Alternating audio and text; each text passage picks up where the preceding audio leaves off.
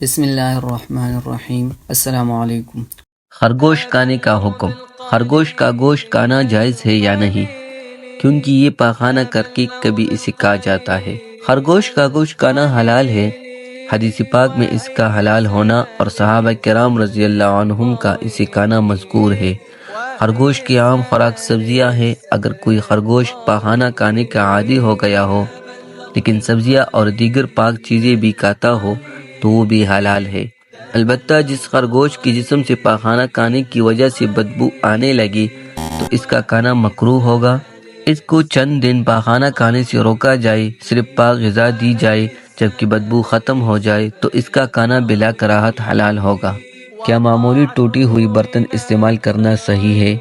ٹوٹے برتن استعمال کرنے کی چند صورتیں ہیں۔ اگر برتن پیالہ یا گلاس ہے، اس کا کنارہ ٹوٹا ہوا ہے تو ٹوٹی جگہ سے منہ لگا کر استعمال کرنا منع ہے۔ نبی کریم صلی اللہ علیہ وسلم نے پیالہ کی ٹوٹی جگہ سے پانی پینے کو منع کیا ہے۔ نبی کریم صلی اللہ علیہ وسلم نے امت پر شفقت اور مہربانی فرماتے ہوئے یہ حکم دیا ہے، کیونکہ اس جگہ سے منہ لگا کر استعمال کرنے سے ہونٹ زخمی ہو سکتے ہیں۔ پھر یہ بھی ممکن ہے کہ اس ٹوٹی جگہ پانی بہہ کر چہرے اور کپڑے پر گر جائے۔ اس ٹوٹی جگہ پر گندگی جمع ہو جاتی ہے اور مکمل صفائی حاصل کرنا ممکن نہیں رہتا۔ ان وجوہات کی بنا پر نبی کریم صلی اللہ علیہ وسلم نے اپنی امت کو ٹوٹے برتن سے منہ لگا کر پانی پینے سے منع کیا ہے۔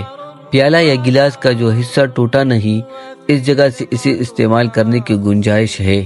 اگر برتن ایسا ہے جسے منہ لگائے بغیر استعمال کیا جا سکتا ہے تو اس کا استعمال میں کراہت نہیں۔ اگر ٹوٹی ہوئی برتن کے علاوہ کوئی دوسرا برتن نہ ہو تو اسے استعمال کرنے کی اجازت ہے۔ اگر ٹوٹا ہوا برتن اصلاح و مرمت کے بعد قابل استعمال ہو تو اصلاح کے بعد استعمال کی گنجائش ہے۔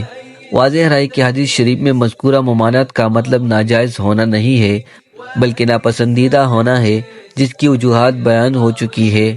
لہٰذا اگر بوجہ مجبور ٹوٹا ہوا برتن استعمال کیا جائے تو اس میں حرج نہیں ہے۔